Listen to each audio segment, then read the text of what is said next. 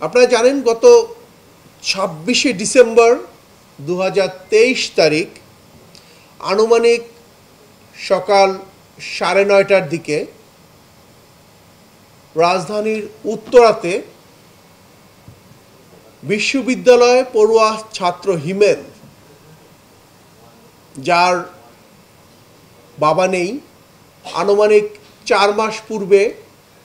তার বাবা মৃত্যুবরণ করেন এবং বাবা মায়ের একমাত্র সন্তান হিমেল,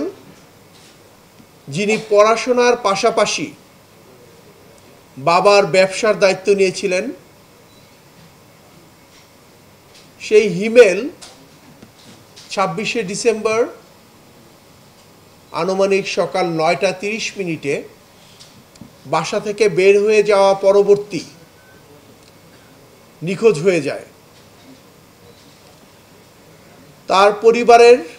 যিনি একমাত্র সদস্য অর্থাৎ তার মা, যিনি সেদিন সারাদিন মোবাইলে চেষ্টা করেন ইমেলের সাথে যোগাযোগ করার জন্য, কিন্তু তিনি যোগাযোগ করতে ব্যর্থ হন। পরবর্তীতে মা উত্তরা একটি থানায় তার সন্তান নিখোঁজ হয়েছেন এই মর্মে একটি জেনারেল ডায়েরি করেন। ২৭ তারিখ ২৮ তারিখ মা তার একমাত্র সন্তানকে খুঁজে না পেয়ে দিশেহারা হয়ে বিভিন্ন স্থানে ঘুরে বেড়াচ্ছিলেন। ২৮ তারিখে প্রথম তারা জানতে পারেন যে গাজীপুরের বাসন এলাকায় তাদের যে ব্যবহৃত গাড়ি, অর্থাৎ একটি এক্সিও প্রাইভেট কার, যেটি হিমেল ব্যবহার করতেন ব্যবসায়িক কাজে, পাশাপাশি নিজের বিশ্ববিদ্যালয়ে পড়াশোনার জন্য, সেই প্রাইভেট কারটি গাজীপুরের বাসন এলাকায় পরিত্যক্ত অবস্থায় ২৮শে ডিসেম্বর পুলিশ উদ্ধার করতে সক্ষম হয়। তখনই মূলত তার মা অর্থাৎ হিমেলের মা তার একমাত্র সন্তানের জন্য ভেঙে পড়েন এবং তিনি অনেকটা বুঝতে পারেন যে হয়তো একটি অপহরণ চক্র তার ছেলেকে অপহরণ করেছে। ২৯ তারিখে তার মোবাইলে সর্বপ্রথম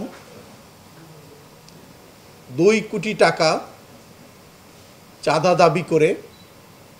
একটি বিদেশের ব্যবহৃত নাম্বার থেকে হোয়াটসঅ্যাপে চাঁদা দাবি করা হয় এবং নিজেদেরকে তার ছেলেকে অপহরণ করা হয়েছে এই মর্মে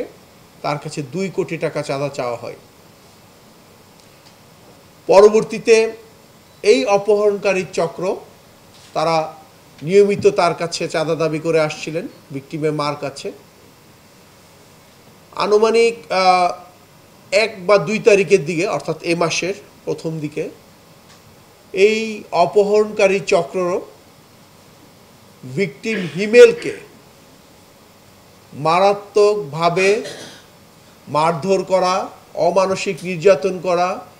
গাছে ঝুলিয়ে পিটিয়ে ভিডিও করে ভিকটিমের মাকে এই একটি বিদেশি ব্যবহৃত নাম্বার থেকে হোয়াটসঅ্যাপে পাঠাতে থাকেন। পিতাহারা একমাত্র সন্তানের এই অবস্থা দেখে ভিকটিমের মা দিশেহারা হয়ে বিভিন্ন আইনশৃঙ্খলা বাহিনীর কাছে গিয়েছেন এবং পাশাপাশি অপহরণকারী যারা আছেন তাদের সাথেও তিনি যোগাযোগ রক্ষা করে যাচ্ছিলেন এবং এই অপহরণকারীরা পরবর্তীতে বিভিন্ন সময় দেন দরবার করে তারা ৩০ লক্ষ টাকায় দফা রফা করেন যে ৩০ লক্ষ টাকা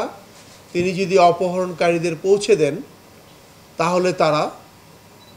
এই ভিকটিম হিমেলকে তারা ছেড়ে দিবেন। এই প্রেক্ষিতে সমস্ত আলামত, ভিডিও বা বিভিন্ন তথ্যসহ এই মাসের 6 তারিখে মূলত ভিকটিমের রিলেটিভ অর্থাৎ আত্মীয় উত্তরা পশ্চিম থানায় একটি অপহরণ মামলা করেন এবং সেই মামলায় সন্দেহভাজন বেশ কয়েকজনকে আসামি করা হয়। কিন্তু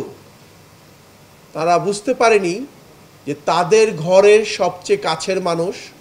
বা তাদের সাথে থাকা তাদের সবচেয়ে আপন মানুষই যে অপহরণের মূল পরিকল্পনা করেছিলেন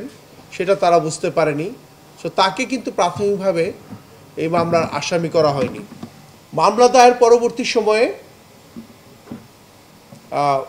থানা প্লাস বিভিন্ন আইনশৃঙ্খলা বাহিনী এবং এলিট ফোর্স র্যাবের বিভিন্ন ব্যাটালিয়ন আমরা এই ভিকটিম হিমেলকে উদ্ধারে আমরা সবাই অভিযানে নামি এবং পরবর্তীতে মূলত পরশুদিন রাতে অর্থাৎ গতকালকের আগের দিন রাতে প্রাথমিকভাবে আমরা ভিকটিমের অবস্থান সম্পর্কে ক্লু পাই 2 জন আসামি গ্রেফতারের মাধ্যমে এবং পরবর্তীতে গতকালকে রাতে মূলত আমরা ভিকটিম হিমেলকে আমরা উদ্ধার করতে সক্ষম হই আরও অন্যান্য বেশ কয়েকজন আসামি সহ। তো মূলত এখানেই যে বা বিভিন্ন তথ্যের ধারাবাহিকতায় গতকালকে রাতে আমরা ভিকটিমকে উদ্ধার করতে পারি এবং 23 তারিখে যে এই অপহরণ চক্রের যে মূল হোতা মালেক সহ যে ড্রাইভার সামিদুল যে কিনা এখানে মূল পরিকল্পনাকারী ছিলেন তাদের 2 জনকে আমরা তাহেরপুর এলাকা থেকে অর্থাৎ সিলেটের তাহেরপুর এলাকা থেকে গত 23 তারিখ রাতে আমরা আটক করতে সক্ষম হই। তাদের তথ্যের ভিত্তিতে আমরা ভিকটিমের প্রাথমিক অবস্থান জানতে পারি। সেখানে গত পরশুদিন রাত থেকে গতকালকে রাত পর্যন্ত শ্বাসরুদ্ধকর অভিযানের মাধ্যমে আমরা মূলত সেই তাহেরপুরের যে গহীন সীমান্তবর্তী যে এলাকা সুন্দরবন যে এলাকা সেখানে আমরা মূলত ভিকটিমকে উদ্ধার করতে সক্ষম হই হিমেলকে এবং সেখানে তার সাথে প্রাথমিকভাবে আমরা জেনেছিলাম 2-3 জন থাকার কথা, সেখানে আমরা রনি নামে একজনকে আমরা গ্রেফতার করতে সক্ষম হই। পাশাপাশি এই অপহরণ চক্রের অন্যতম সদস্য রাসেলকে এবং বিল্লালকে আমরা গতকালকে রাতে মূলত মালেকের তথ্যের ভিত্তিতে তাদেরকে আমরা গ্রেফতার করতে সক্ষম হই। এই অপহরণ চক্রের কাছ থেকে আমরা অপহরণ কাজে ব্যবহৃত আপনারা দেখেছেন বিদেশি পিস্তল সহ অকিটকি সহ বিভিন্ন আলামত আমরা উদ্ধার করতে সক্ষম হই।